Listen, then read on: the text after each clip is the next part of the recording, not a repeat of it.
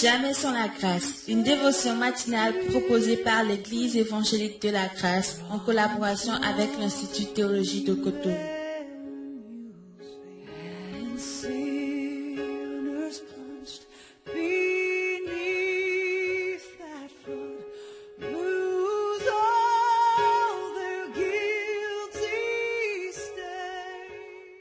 Bonjour, chers amis, chers internautes, nouvelle journée, nouvelle provision, bienvenue dans la dévotion de ce matin. Précieux Jésus, encore une fois, nous voici à ce rendez-vous tôt ce matin, à tes pieds, parce que nous pensons que tous les jours, tu as une provision pour nous. Alors, merci de nous la communiquer au nom puissant de Jésus. Amen. Alors, chers amis, toute cette semaine, nous sommes en train de parler d'une pensée très importante, le fait d'agir avec Dieu, apprendre à agir avec Dieu. Sans trop revenir sur les détails, ce que nous avions vu jusque-là, mais je vous lis un extrait dans la parole de Dieu, dans 1 Samuel chapitre 14, le verset 24 où il est écrit: La journée fut fatigante pour les hommes d'Israël. Saül avait fait jurer le peuple en disant: Maudit soit l'homme qui prendra de la nourriture avant le soir, avant que je ne sois vengé de mes ennemis, et personne n'avait pris de nourriture. Amen. Alors ici, nous sommes en train de voir une histoire des plus intéressantes d'un homme qui va avoir un grand projet, un projet très élevé, très gigantesque. Mais cet homme, à côté de ça, au lieu d'agir avec Dieu comme les fils de prophètes l'ont fait, au lieu d'agir avec Dieu comme Moïse l'a fait, alors nous voyons un roi, le roi Saül, qui va agir avec lui-même. Il va agir d'après ses calculs. Il va agir d'après ses expériences. Il va agir conformément à ce qui lui semblait bon. Et du coup, Saül va réagir au lieu d'agir. Laissez-moi vous dire que dans cette journée, vous n'êtes pas appelé à réagir devant les événements. Vous êtes appelé à agir. Christ a agi, il n'a jamais réagi. Ce n'est pas un réactionnaire Jésus-Christ, c'est un homme de conviction qui a posé des pas sûrs. Donc Saül a un grand projet, un projet de délivrance pour le peuple, un projet de victoire, un projet qui vaut la peine vraiment d'être pensé, d'être conçu. Mais qu'est-ce qui va se passer? Saül fait ce projet sans Dieu. Et du coup, c'est pour triompher de ses ennemis. Et Saül va demander au peuple de lui jurer fidélité, de jurer que personne ne mangera, jusqu'à ce qu'il n'ait le dessus sur ses ennemis. Mais laissez-moi vous dire une chose. Peu importe le projet avec lequel vous rentrez dans cette journée. C'est un grand projet, certes. Oh, mais laissez-moi vous dire que tout commence par quelque chose. Je vous déconseille ce matin l'attitude de Saül.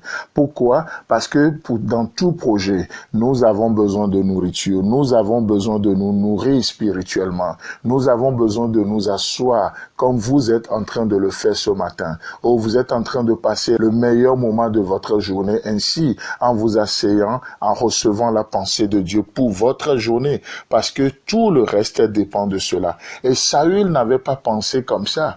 Et du coup, le verset 24 qu'on vient de lire nous dit: la journée fut fatigante pour les hommes d'Israël. Je n'ai pas besoin d'être un prophète avant de vous le dire que si vous mettez de côté la nourriture spirituelle, si vous avez de la peine à recevoir de Dieu, à agir avec Dieu, sans défaut, cette journée sera très très très fatigante pour vous. Parce qu'il y a des choses qui vont arriver. Oh, c'est pourquoi j'aimerais juste vous encourager. Peu importe le projet, peu importe l'idée que vous avez, amenez-le à Dieu.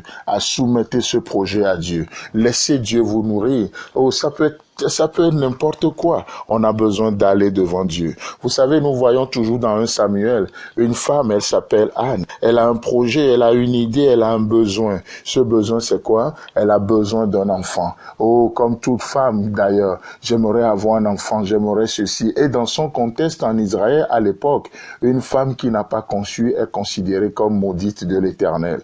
Or, sa épouse a des enfants. Et du coup, la chose va devenir compliquée compliqué de plus en plus pour Anne. Mais bref, on voit que Anne va aller dans le temple. Elle essayait de régler son problème elle-même de différentes manières. Son mari ne le comprenait même pas. L'homme de Dieu, pour sa génération aussi, va passer à côté. Il va la traiter de quelqu'un qui a bu, ainsi de suite. Mais malgré tout, qu'est-ce qui va se passer? Anne va agir avec Dieu. Et dans 1 Samuel, chapitre 1, le verset 18 nous dit, « Et elle dit que ta servante trouve grâce à tes yeux. Et cette femme s'en alla, elle mangea, et son visage ne fut plus le même. » Amen. Donc, le problème de Anne, ce n'est pas tant sa épouse. Le problème de Anne, ce n'est pas l'incompréhension de Elkana, son mari, ou le manque de discernement de l'homme de Dieu, Élie. Non, le problème, c'est que Anne a besoin d'agir avec Dieu. Seigneur, voici ce que le monde dit. Mais Seigneur, je viens devant toi, je me décharge sur toi. Et parce qu'elle a accepté de se nourrir, elle a accepté de recevoir de la main de Dieu, bien qu'elle n'a pas encore conçu Samuel. Mais la Bible nous dit, elle s'en alla, elle mangea et son visage ne fut plus le même. Chers amis, chers internautes, mangez ce matin à la table du roi. Il dresse de toute façon une table devant vous pour votre plus grand bonheur. Alors, mangez et je vous souhaite bon appétit pour que vous puissiez recevoir assez de force pour que cette journée ne soit pas fatigante pour vous. Que Dieu vous bénisse et Dieu voulant, on se retrouve demain. Si vous avez aimé cette dévotion, parlez-en à vos amis. Parlez-leur du message de la grâce et de ce qu'il fait en vous. Pour un sujet de prière, une question ou plus d'informations, contactez-nous. Téléphone 64 88 35 87 ou 96 42 69 05 ou par WhatsApp au 94 75 80 20.